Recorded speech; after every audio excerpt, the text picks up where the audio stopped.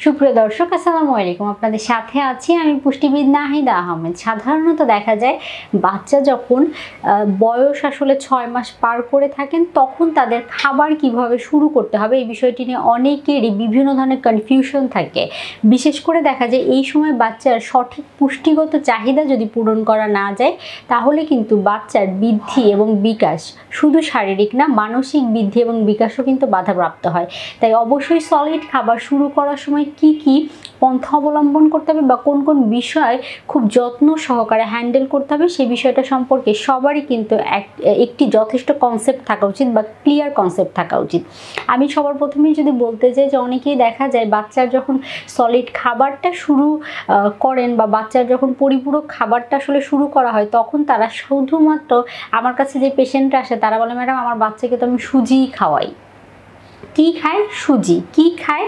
খিচুড়ি। আসলে এই সুজি আর খিচুড়ি থেকে তার শরীরের পুষ্টি চাহিদা কতটুকু পূরণ হচ্ছে আপনি সেই বিষয়ে হয়তো খেয়ালই রাখেন না।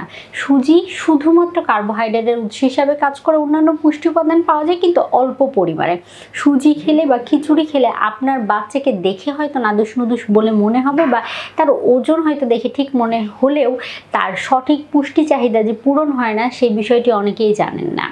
কারণ একটা বাচ্চার সঠিক বৃদ্ধি এবং বিকাশের জন্য প্রয়োজন carbohydrate, protein, fat, vitamin, minerals, water. অর্থাৎ খাবারের বা পুষ্টির যে 6টি উপাদান আছে সেই সবগুলো উপাদান যদি তার দেহের চাহিদা অনুযায়ী পূরণ না করা যায় তাহলে কিন্তু তার হাড়ের গঠন ঠিক হবে না, তার দাঁতের গঠন ঠিক হবে না, তার দাঁত উঠতে দেরি হবে, হাড় দেখা যাবে যে গঠন ঠিকভাবে হচ্ছে না, রোগ প্রতিরোধ ক্ষমতা বাধাপ্রাপ্ত হবে, ঠান্ডা কাশিজনিত সমস্যা লেগেই থাকবে যেটা বাচ্চাদের খুবই কমন একটা সমস্যা। সেজন্য অবশ্যই বাচ্চার খাবার তালিকার বিষয়ে যথেষ্ট গুরুত্ব দিতে হবে। আমি সবসময় বলে থাকি বাচ্চাকে যখন সলিড খাবার আপনারা শুরু করবেন বা পরিপূরক খাবার শুরু করবেন তখন মাথায় রাখতে হবে যে বাচ্চাকে এক এক বেলায় এক এক ধরনের খাবার অভ্যস্ত করানো শুরু করতে হবে। অর্থাৎ সবার প্রথমে আমি বলে থাকি যে যখন প্রথম শুরু করবেন প্রথম 15 দিন একটি একটি খাবার দিয়ে দেখবেন তার কোনো খাবারে সমস্যা হচ্ছে নাকি।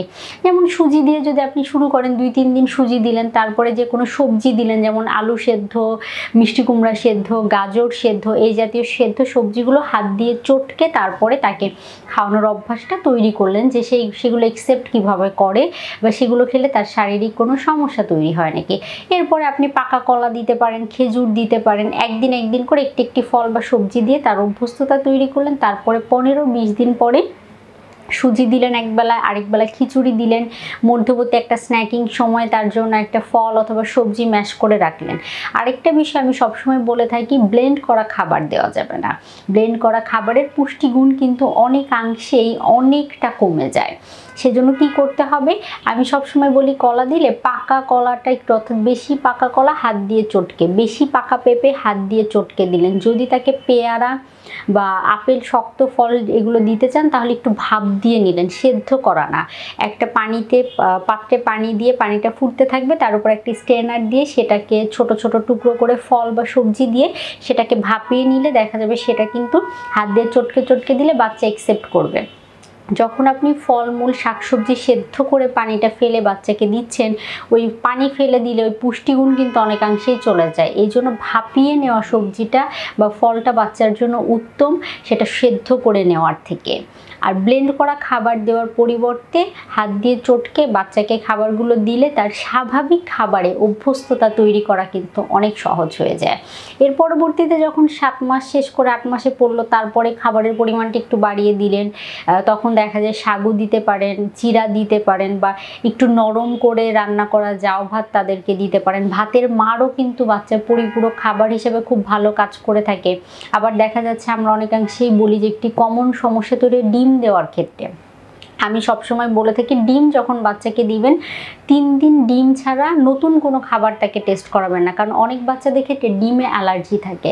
এই জন্য ডিমে যদি অ্যালার্জি সমস্যা কোনো বাচ্চা থাকে সেটা আইডেন্টিফায়ার সবথেকে ভালো উপায় হচ্ছে প্রথম যখন ডিম শুরু করবেন তখন ডিমের সাথে অন্য কোনো খাবার দিবেন না। ডিম দেওয়ার 3 দিন পরে দেখবেন যে আসলে কোনো রিয়াকশন হচ্ছে নাকি বা কোনো অ্যালার্জিজনিত সমস্যা প্রকাশ পাচ্ছে নাকি। যদি প্রকাশিত না হয় তাহলে আপনি আসলে ডিম কন্টিনিউ করে যেতে পারেন। এখন আরেকটা কথা হচ্ছে ডিম কিভাবে দিব।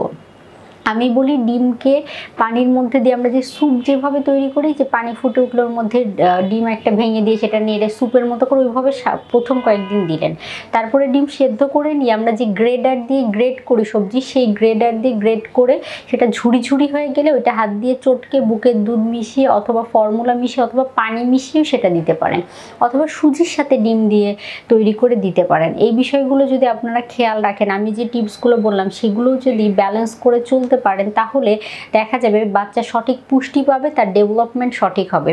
এতে করে কিন্তু বাচ্চার শারীরিক এবং মানসিক বিকাশটা খুব ভালোভাবে হবে, কারণ সে সব ধরনের খাবার খেয়ে বড় হবে। আর এই বিষয়টা অবশ্যই মাথায় রাখতে হবে, সব ধরনের খাবার খাইয়েই বাচ্চাকে বড় করতে হবে। নির্দিষ্ট কোনো খাবার, ব্লেন্ড করা খাবার, জুস, সুপি খাবার, এগুলোর অভ্যস্ততা যত দ্রুত কাটিয়ে স্বাভাবিক খাবারে নিয়ে আসার অভ্যাস গড়ে তুলবেন, তত দ্রুত বাচ্চার ডেভেলপমেন্ট কিন্তু হবে, তার জন্য সেটা ভালো হবে। তো আশা করি যারা শুনছিলেন এই টিপসগুলো মেনে চলার চেষ্টা করবেন। ধন্যবাদ।